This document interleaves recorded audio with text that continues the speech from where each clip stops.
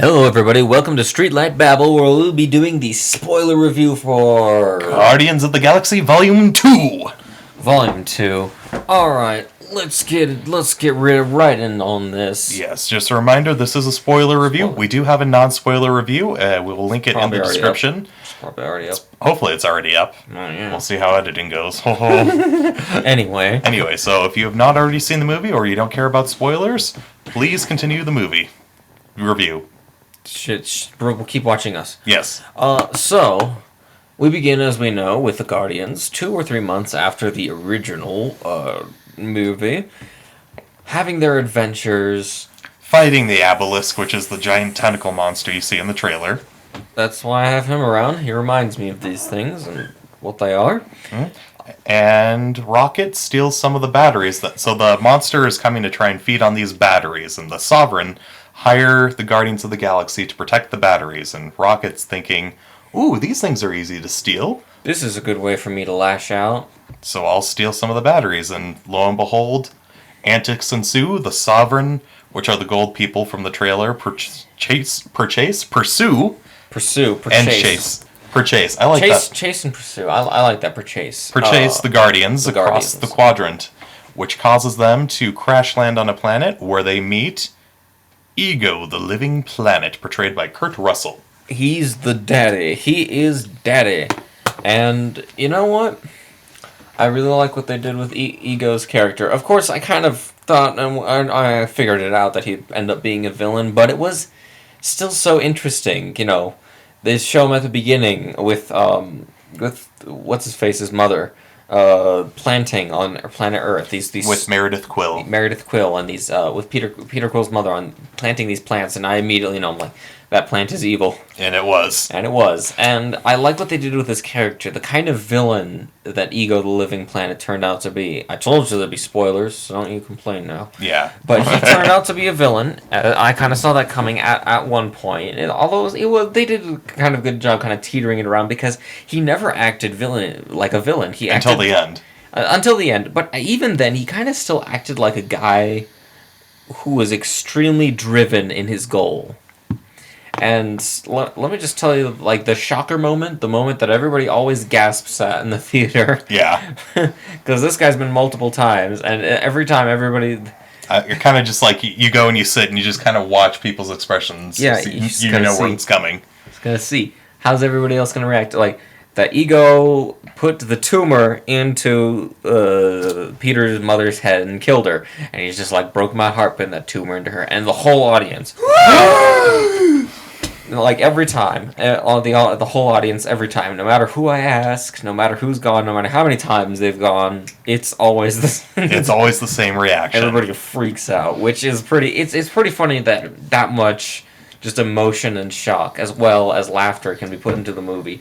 See, this movie, when it comes to character, it's split character development, the story arc, and the action. It split them all up really well, and it mixed them all up like a great meal. Like a good 3-course meal. Like a good 3-course meal. I'd say it's a great mix of all of those. If you want to laugh, if you want to have the feels, if you want to cry, if you just want to see really cool, pretty colors blow up, this is a good movie. Yes, exactly. Another standout.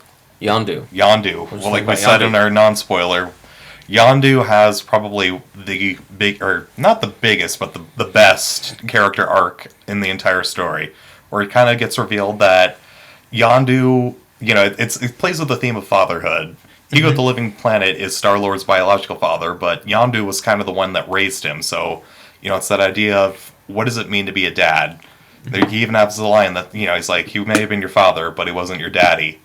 And you kind of realize why Yondu keeps on sticking up for Quill time and time again, even though Quill always zaps him in the back, and it's because, well, he felt like he was actually raising Quill, and he felt like Quill was his son, because he was hired by Ego the Living Planet to kidnap all these kids and take them to Ego for Ego Ego's has been breeding throughout many races all over the galaxy in order to to pass his power on to another, to execute his evil plan, which is turn the entire universe into him. Yeah. he just won't be a planet, he'll be the universe. That's the whole thing with the plants, is the plants are him and they gestate and they'll explode, killing all living things on every single planet that he's been on, and each planet will become him, and he'll become the one singularity, the god of the universe. Yeah. And he needs a separate entity with the same powers to do so. That's why he's been breeding all over. And having Yondu sail them back, but when Yondu figured it out, I'm just gonna keep this one. Yeah, and kind of raise him as my own son. And he even admits, he's like, I probably could have raised you better, but if he didn't toughen up Quill, he wouldn't be the Star-Lord we know and love. Yep. And it all ties together beautifully. Yondu has the right amount of comedy, the right amount of feels, the right amount of action. He has probably one of the most badass moments in all the Marvel movies that I have seen. Just destroying an entire ship of his own people who betrayed him and killed his friends. But thanks, Taserface. Thanks, Taserface. Let's not talk about Taserface. No, we'll skip Taserface. Nebula and Gamora. I'm sure that a lot of people wouldn't exactly like their thing. Maybe it's too serious for Guardians, but I rather liked how it went on. I think they brought that another punch of emotion. Yeah, it was very accurate to the characters. I mean, obviously both of them were raised by Thanos and kind of did some shit to them. Yeah, we got more info on what kind of guy Thanos is like, because for non-comic people, they wouldn't know what kind of person Thanos exactly is, but finally they're starting to talk about what a horrible person he is, building him up for the final Infinity War. Infinity War.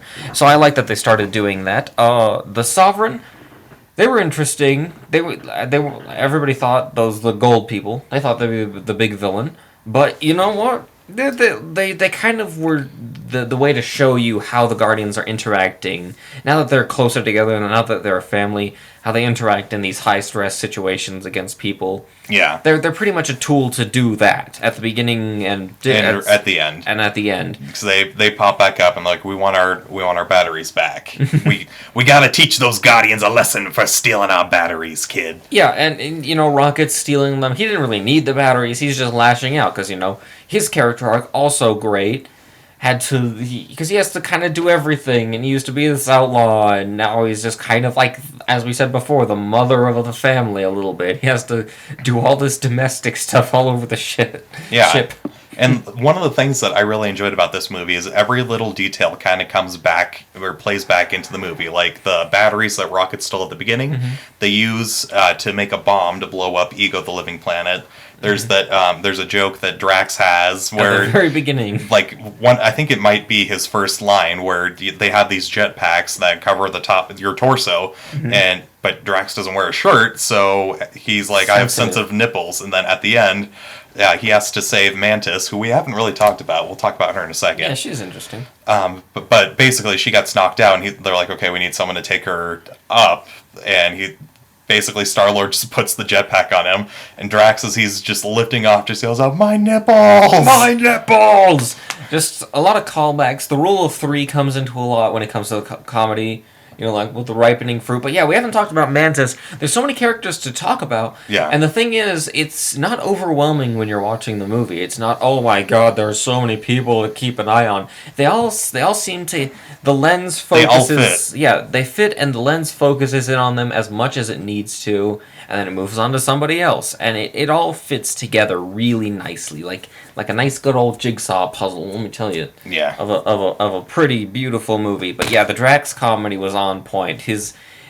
Dave Bautista, I think he's really understood what the Drax character means, and I think he's really now pulling it off even better than he did before. Yeah, like in the first movie, I think a lot of people can agree his character portrayal was the weakest, and I think James Gunn really wanted to correct that when he was writing Guardians 2, and he did. I think he wrote the character the way that the character was meant to be written, because he was hilarious. Oh, he was nothing but funny the whole time, and just his frankness. Even though he says sometimes really silly things, he's very frank about it. He's always very straightforward. So he always kind of takes seriously everything that he says, and it's made even funnier. There's hardly ever been any character like Drax, and I think Dave Bautista made him a fantastic one. Yeah. What else do we got to go on here? Well, like we said, Mantis, basically she's an empath, so she is able to feel feelings of other beings, and she's also able to use her ability to put people to sleep, which she does to Ego at the beginning when he's in his human form, and then at the end, they bring that back, and they use her to basically kind of subdue Ego temporarily while they're trying to plant the bomb on Ego's brain. Yeah, she does bring importance, and I liked to also show that she was a good show not tell method of carrying the emotion. Sometimes especially for Drax. For Drax, like there was a moment where her and Drax were sitting, and he was thinking about his family, and when she touches people, she knows what they're feeling, and when she touches them, she immediately starts crying. And she doesn't need to say anything that it's sad. You could just see the overwhelming sadness that is in Drax, that he's kind of keeping locked down as the tough guy. Yeah. Which is Baby Groot. Baby Groot, cute, funny. Has antics. There's a joke in the middle of the movie when Rocket and, like we said, Yondu's crew kind of betrays him and they put them all in jail. And there's a scene where they're like, okay, we need Yondu's prototype Finn to get out of here. And they keep on sending Groot over and over and over again to try and get this Finn, and it just kind of keeps on escalating. The joke goes on a bit long, but I still found it funny. I didn't find any problems with it. Yeah. I liked sometimes when the joke just keeps going on, it kind of gets a little bit funnier. Yeah, because you're just wondering when it's gonna end. But I liked it. All the humor, all the feels, everything was great. It all came together well. And let's talk about these end credit scenes. Yeah, there's 5 of them. 5. There's a lot going on. So the first one, they're all short though. They're all short. It's not like any of that. I think the longest one is the first one, and it's so. Once again, spoilers. Yondu dies at the end of this movie. Yeah, he sacrifices himself in the ultimate fatherly, show fatherly love. And makes me sick. Exactly, but they managed to recover his arrow, and Peter Quill gives it to Kraglin, who is one of the Ravagers. James Gunn's brother. Yeah, James is portrayed by Sean Gunn, and he's like, I think Yondu would have wanted you to have this because you were his right hand man. You were the guy that always had his back. So the first end credit scene, it's kind of silly. He's trying out the arrow for the first time. Yeah, he's trying to learn it. And stabs Drax. Yeah, and he stabs Drax with it and just kind of slowly, nonchalantly backs away. He's around a corner, so. But, I do like how spread out these end credits were, because before, it was starting to turn it into kind of like a slog, oh no, I gotta watch the whole credits, but I liked that periodically throughout the credits, it was cutting to these end credits sequence, and the credits themselves, by the way, were super pretty. Yeah, like these 80s Polaroid thing with all the space colors and magic and fun little animations going on. Fun little animations of people dancing, and some of the names are I am Groot, and then they turn into the real name. Yeah, that was pretty cool. Speaking of Groot, he becomes a teenager. Yep, we get angsty teenage Groot, and then Peter becomes his. Peter kind of takes over the role of the mom for a second. Yeah, it was kind of like the boring dad, kind of do your thing. No.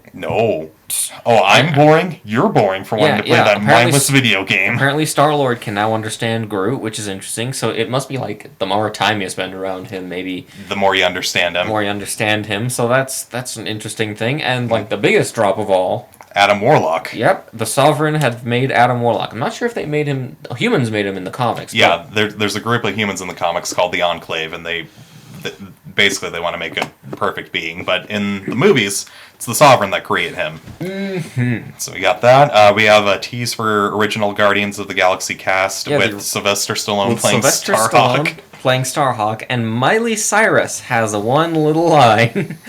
But, it worked. Pretty much everybody who was in this movie worked their roles to the extent that they needed to. All very well. It all worked out well. I liked that there was the callback to the original Guardians after Yondu's death. Yeah. That was all. It was all well done. It's almost like it all came full circle. Yeah. And Peter gets a Zune, which is one of the final jokes of the movie. They're like, yeah, everyone's listening to this thing on Earth. It's called a Zune. It's called a Zune, and he plays plays father and son from it. It just I don't know how they mixed the emotions well, but they allowed James Gunn to be crazy. They allowed him to make something great. Go watch this film. What are your final thoughts? Well, my final thoughts are, it was awesome. I mean, we got the Watchers now. We have Yeah, the little Watchers drop that Stan Lee. The reason he has all these cameos is he works for the Watchers and reports to them. He's an agent of the Watchers, which there was that fan theory going around for a while that he was a Watcher, and they kind of skirted around that a little bit, but at the same time, it was pretty cool. But yeah, overall, fantastic movie. A lot of great character arcs, a lot of pretty visuals, great comedy. Great music. Like I said, a lot of the music sounded the same, but at the end of the day, it worked for the tone that they were going for the movie. And for me, one problem I had with the pacing was around the Taserface. There's a good dude called Taserface, and he's the one who takes over Yondu's ship. They kind of hang on him too long, I feel like. But maybe in a repeat viewing, it'll be better for me. Maybe it'll go by a little bit faster. I just felt like it kind of slogged a bit at that point. But the performances they all more than made up for it. So just go see it. 8 out of 10, 9 out of 10, 10 out of 10. Go see this movie.